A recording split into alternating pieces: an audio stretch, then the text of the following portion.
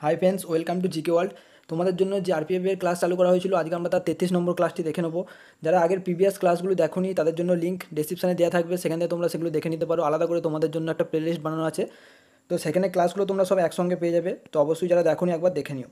Total এখানে 40টা প্রশ্ন আছে, নিজেরা কতগুলো করতে পারছো দেখবে এবং শেষে কমেন্টে আমাকে জানিও যে কতগুলো করতে পারলে। তো দেখো, 1 নম্বর প্রশ্ন বলা হয়েছে কি, জাতীয় জরুরি অবস্থার সময় লোকসভার মেয়াদ বাড়ানো যেতে পারে। তো 4টি অপশানের মধ্যে রাইট অ্যান্সারটি কী হবে? তোমরা নিজেরা দেখবে 4টি অপশান পড়ে যে নিজেরা করতে পারছো কি, আমার সঙ্গে শেষে উত্তরগুলো মিলিয়ে নেবে। এখানে সঠিক অ্যান্সার হয়ে যাবে যেটি, সেটি হচ্ছে সি অপশান, একবারে 1 বছর বাড়ানো যেতে পারে। ঠিক আছে, তো সি অপশান হয়ে যাবে তোমাদের এটি সঠিক অ্যান্সার।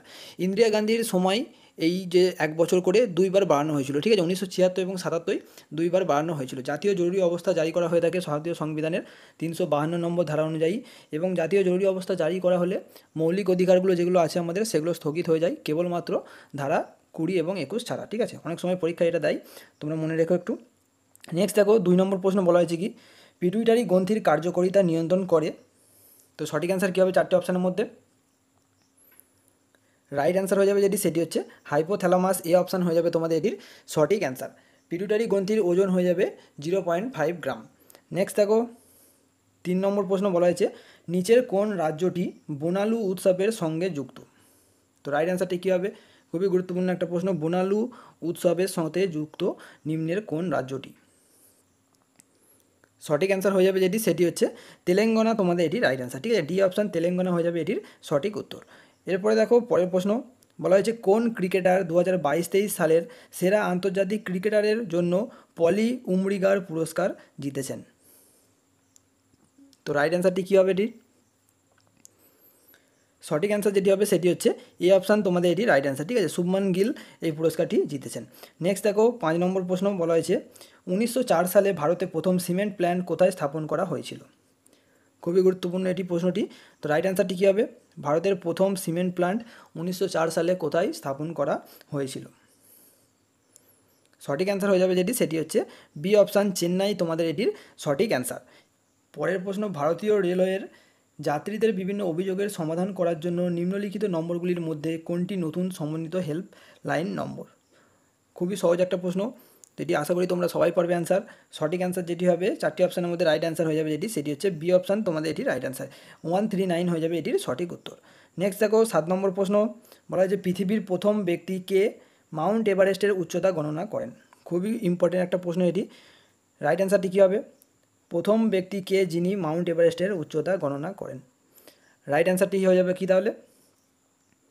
সঠিক উত্তর হয়ে যাবে ডি অপশান, তোমাদের এটি রাইট অ্যান্সার। ঠিক আছে, রাধানাথ সিকদার হয়ে যাবে এটির সঠিক উত্তর। ইনি একজন বাঙালি গণিতবিদ ও পর্যবেক্ষক ছিলেন। 1852-তে ইনি প্রথম মাউন্ট এভারেস্টের উচ্চতা গণনা করেন। নেক্সট দেখো, 8 নম্বর প্রশ্ন বলা হয়েছে, সিন্ধু সভ্যতার নিচের কোন স্থানটি সিন্ধু নদীর তীরে অবস্থিত নয়? তো এটি রাইট অ্যান্সার কী হবে? সিন্ধু নদীর তীরে অবস্থিত নয়। 4টি অপশানের মধ্যে সঠিক উত্তরটি কী হবে তাহলে? এখানে রাইট অ্যান্সার যেটি হয়ে যাবে সেটি হচ্ছে রোপার হয়ে যাবে এটি তোমাদের সঠিক অ্যান্সার। ঠিক আছে, রোপার সিন্ধু সভ্যতার সিন্ধু নদীর তীরে অবস্থিত নয়। ঠিক আছে, এই রোপারটি পাঞ্জাবের সতলুজ নদীর তীরে অবস্থিত। অবশ্যই এটা মনে রেখে দিও। সেটগুলি ভালো লাগলে তোমরা অবশ্যই একটা লাইক করে দিও। নেক্সট দেখো, বলা হয়েছে, তরুণাস্থির বহির আবরণীর নাম কি? তো এটি সঠিক উত্তর কী হবে? তরুণাস্থির বহির আবরণীর নাম কি? রাইট অ্যান্সার হয়ে যাবে যেটি, সেটি হচ্ছে পেরিকন্ড্রিয়াম। বি অপশান হয়ে যাবে এটি তোমাদের সঠিক অ্যান্সার। পেরিকন্ড্রিয়াম হয়ে যাবে এটির রাইট অ্যান্সার। নেক্সট দেখো, 10 নম্বর প্রশ্ন বলা হয়েছে কি, কোন স্বাধীনতা সংগ্রামী মহাত্মা গান্ধীকে প্রথমবারের মতো জাতির পিতা বলে সম্বোধন করেছিলেন? খুবই গুরুত্বপূর্ণ এই প্রশ্নটি। সঠিক উত্তরটি কী হবে তাহলে? কে বলেছিলেন এটি? মহাত্মা গান্ধীকে প্রথমবারের মতো জাতীয় পিতা বলে সম্বোধন করেছিলেন।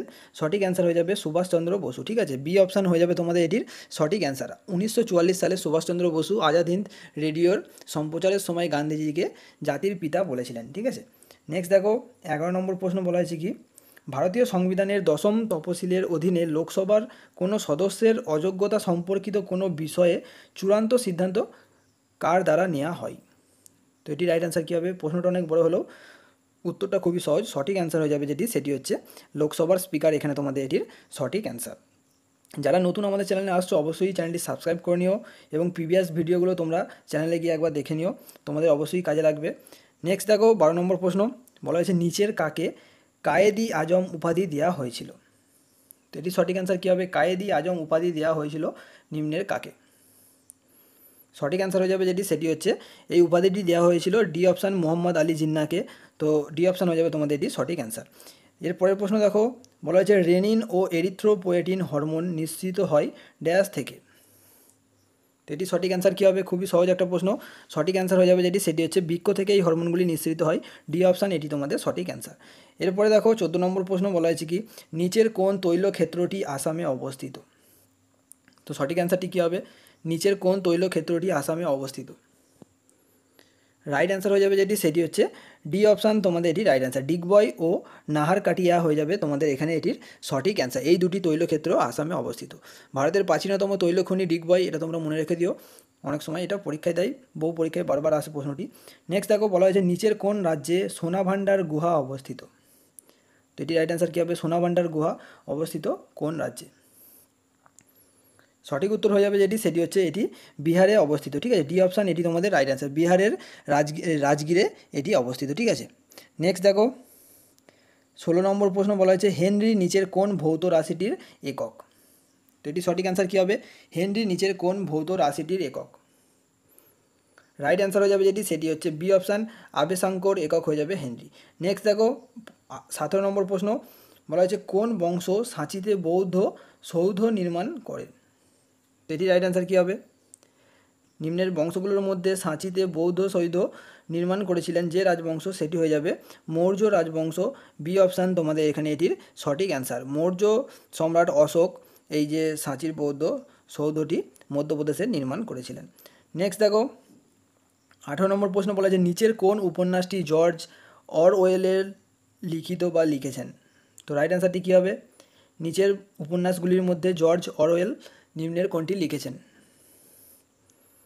সঠিক অ্যান্সার হয়ে যাবে যেটি, সেটি হচ্ছে বি অপশান অ্যানিম্যাল ফার্ম হয়ে যাবে এটির সঠিক উত্তর। নেক্সট দেখো 19 নম্বর প্রশ্ন, বলা হয়েছে কোনটি একমাত্র মহাদেশ যার মধ্যে দিয়ে কর্কটক্রান্তি, বিষুবরেখা এবং মকরক্রান্তি রেখা গিয়েছে? তো এটি রাইট অ্যান্সার কী হবে? সঠিক উত্তর হয়ে যাবে যেটি, সেটি হচ্ছে কি না ডি অপশান তোমাদের এটি রাইট অ্যান্সার। আফ্রিকা মহাদেশের উপর দিয়ে কর্কটক্রান্তি, বিষুবরেখা এবং মকরক্রান্তি রেখা এই তিনটি গেছে। আফ্রিকা মহাদেশ হচ্ছে দ্বিতীয় বৃহত্তম মহাদেশ, অবশ্যই তোমরা মনে রেখো। নেক্সট প্রশ্ন দেখো, বলা হয়েছে যখন শ্রমিকরা এক কাজ থেকে অন্য কাজে যায় তখন তাকে বলা হয়, চারটি অপশানের মধ্যে রাইট অ্যান্সারটি কী হবে?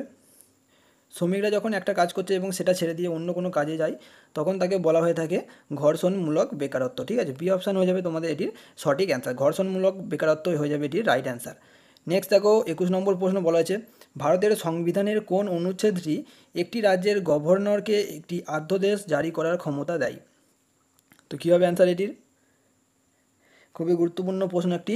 সঠিক উত্তর হয়ে যাবে যেটি, সেটি হচ্ছে ধারা 213 হয়ে যাবে তোমাদের এখানে এটির সঠিক উত্তর। নেক্সট দেখো 22 নম্বর প্রশ্ন, বলা হয়েছে কৃষি ও সেচ ভারতের সংবিধানের কোন তালিকায় অন্তর্ভুক্ত রয়েছে? তো রাইট অ্যান্সারটি কী হবে? কৃষি ও সেচ ব্যবস্থা ভারতীয় সংবিধানের যে তালিকায় আছে সেটি হচ্ছে রাজ্য তালিকা। বি অপশান হয়ে যাবে তোমাদের এটির সঠিক উত্তর। নেক্সট প্রশ্ন দেখো 23 নম্বর প্রশ্ন, বলা হয়েছে নিম্নলিখিত কোন বছরে ভারতের প্রধানমন্ত্রী নরেন্দ্র মোদী অটল পেনশন যোজনা চালু করেছিলেন? এই যে বিভিন্ন ধরনের তোমাদের যোজনাগুলো বা স্কিমগুলো আছে এগুলো তোমরা ভালো করে দেখে নিও। একটা প্রশ্ন এখান থেকে দেয়, এই যে আমি স্কিমগুলোর একটা ভিডিও আলাদা করে আমি আপলোড করে দিয়েছি চ্যানেলে, যারা দেখোনি অবশ্যই দেখে নিও, তোমাদের জন্য অনেকটা হেল্পফুল হবে। তো এখানে রাইট অ্যান্সার হয়ে যাবে যেটি, সেটি হচ্ছে 2015 মেতে এই অটল পেনশন যোজনাটি প্রধানমন্ত্রী নরেন্দ্র মোদী চালু করেছিলেন। নেক্সট দেখো, বলা হয়েছে কি উচ্চতায় জলের স্ফুটনাঙ্ক কমে যায় কেন? তো এটি রাইট অ্যান্সার কী হবে? উচ্চতায় জলের স্ফুটনাঙ্ক কমে যায় কেন? চারটি অপশানের মধ্যে সঠিক অ্যান্সারটি হয়ে যাবে যেটি, সেটি হচ্ছে সঠিক অ্যান্সার হয়ে যাবে যেটি, সেটি হচ্ছে নিম্ন বায়ুমণ্ডলীয় চাপের কারণে। ঠিক আছে, বি অপশান এটি তোমাদের রাইট অ্যান্সার। বায়ুর চাপ কমলে স্ফুটনাঙ্ক কমে যায়, তাই এখানে রাইট অ্যান্সার হয়ে যাবে বি অপশান। নেক্সট দেখো 25 নম্বর প্রশ্ন, বলা হয়েছে আন্তর্জাতিক সাক্ষরতা দিবস কবে পালন করা হয়? তো এটি রাইট অ্যান্সার কী হবে? আন্তর্জাতিক সাক্ষরতা দিবস কবে পালন করা হয়?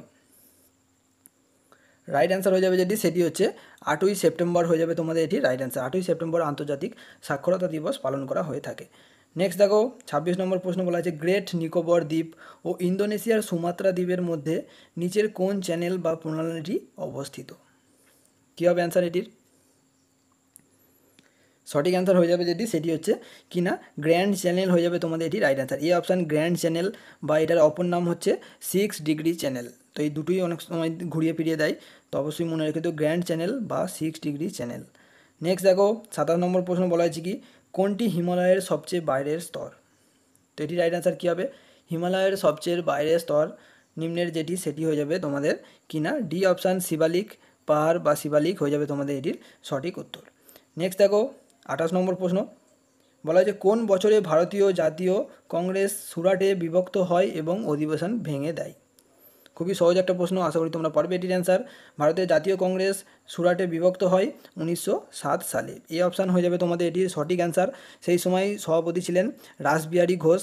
ঠিক আছে, চরমপন্থী ও নরমপন্থী দুইভাবে বিভক্ত হয়ে যায় জাতীয় কংগ্রেস এবং অধিবেশন ভেঙে দেয়, যেটি হয়েছিল 1907-এ। নেক্সট দেখো বলা হয়েছে কি মিত্র মেলা ছিল একটি বিপ্লবী সংগঠন যা বীর সাভারকর দ্বারা প্রতিষ্ঠিত হয়েছিল কবে।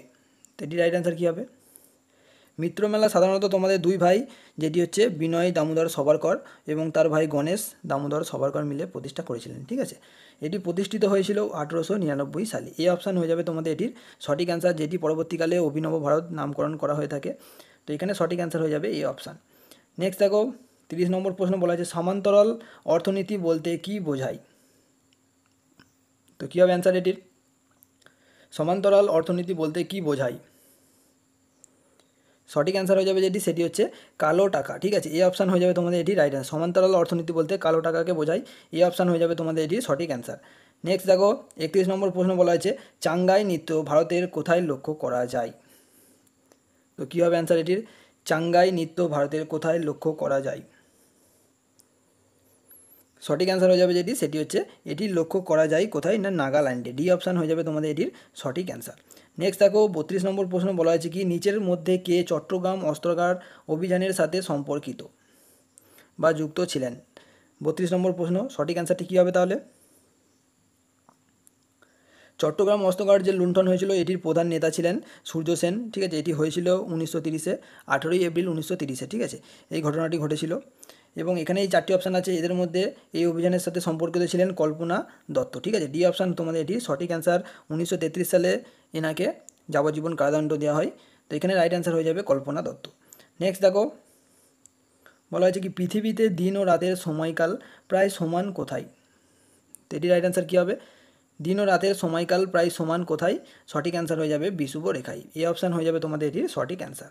এরপরে দেখো 34 নম্বর প্রশ্ন বলা হয়েছে কোন শ্বেতকণিকা হেপারিন নিঃসরণ করে। তো এটি রাইট অ্যান্সার কী হবে হেপারিন নিঃসরণ করে যে শ্বেতকণিকা সেটি হয়ে যাবে কিনা এই অপশান বেসোপিল হয়ে যাবে তোমাদের এটির সঠিক উত্তর। নেক্সট প্রশ্ন দেখো সেটগুলো ভালো লাগলে অবশ্যই তোমরা একটা লাইক করে দিও। যারা নতুন আমাদের চ্যানেলে আসছো চ্যানেলটি সাবস্ক্রাইব করতে ভুলো না। এটা যদি পিডিএফ প্রয়োজন হয় তাহলে অবশ্যই আমাদের হোয়াটসঅ্যাপ গ্রুপ এবং টেলিগ্রাম গ্রুপের লিঙ্ক আমি দিয়ে রেখেছি ডেসক্রিপশানে, সেখানে তোমরা জয়েন হয়ে নিও। সেখানে আমি গুরুত্বপূর্ণ বিভিন্ন আপডেটও দিয়ে থাকি, তো অবশ্যই তোমরা জয়েন হয়ে নিও টেলিগ্রাম বা হোয়াটসঅ্যাপ যে কোনো এক জায়গায়। ঠিক আছে, দেখো 35 নম্বর প্রশ্ন বলা হয়েছে মাধ্যমের পরম প্রতিসারাঙ্কের মান কোন বর্ণের আলোর ক্ষেত্রে সবচেয়ে কম। তো এটি রাইট অ্যান্সার কী হবে প্রতিসারাঙ্কের মান বলা হয়েছে, তো এখানে সঠিক উত্তর হয়ে যাবে সবচেয়ে কম হচ্ছে লাল বর্ণের আলোর প্রতিসারাঙ্ক সবচেয়ে কম। ঠিক আছে, বি অপশান হয়ে যাবে তোমাদের এটির সঠিক অ্যান্সার। নেক্সট দেখো বলা হয়েছে কি জপুনো পর্বত নিচের কোন রাজ্যে অবস্থিত। তো সঠিক অ্যান্সার হয়ে যাবে কি জপুনো পর্বত নিচের কোন রাজ্যে অবস্থিত। রাইট অ্যান্সার হয়ে যাবে বি অপশান, এটি সিকিমে অবস্থিত। নেক্সট দেখো 37 নম্বর প্রশ্ন বলা হয়েছে নক্ষত্রের ঝিকিমিকির কারণ। তো রাইট অ্যান্সারটি কী হবে 4টি অপশানের মধ্যে নক্ষত্রের ঝিকিমিকির কারণ। এই 4টি অপশানের মধ্যে সঠিক অ্যান্সার যেটি হবে সেটি হচ্ছে কিনা ডি অপশান, এটি তোমাদের রাইট অ্যান্সার। বায়ুমণ্ডলের প্রতিসরণের পরিবর্তনের জন্য নক্ষত্রের ঝিকিমিকি যে করে সেটি বোঝায়। ঠিক আছে, তো এখানে ডি অপশান হয়ে যাবে তোমাদের এটির সঠিক অ্যান্সার। নেক্সট দেখো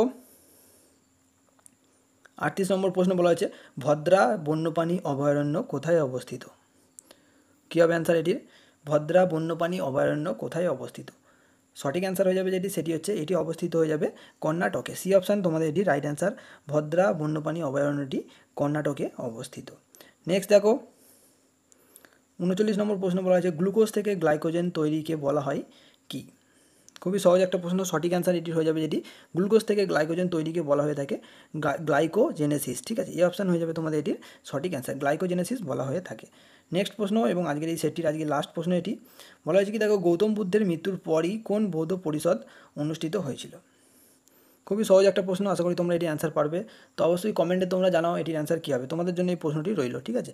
সেটগুলি ভালো লাগলে অবশ্যই তোমরা একটা করে লাইক করে দিও, এবং যারা প্রিভিয়াস সেটগুলি দেখোনি ডেসক্রিপশানে লিঙ্ক আমি দিয়ে রাখি, অবশ্যই সেগুলো একবার দেখে নিও। অবশ্যই তোমাদের অনেকটাই হেল্প হবে। যারা নতুন আমাদের চ্যানেলে আসছো, চ্যানেলটি সাবস্ক্রাইব করতে ভুলো না। ধন্যবাদ সম্পূর্ণ ভিডিওটি দেখার জন্য।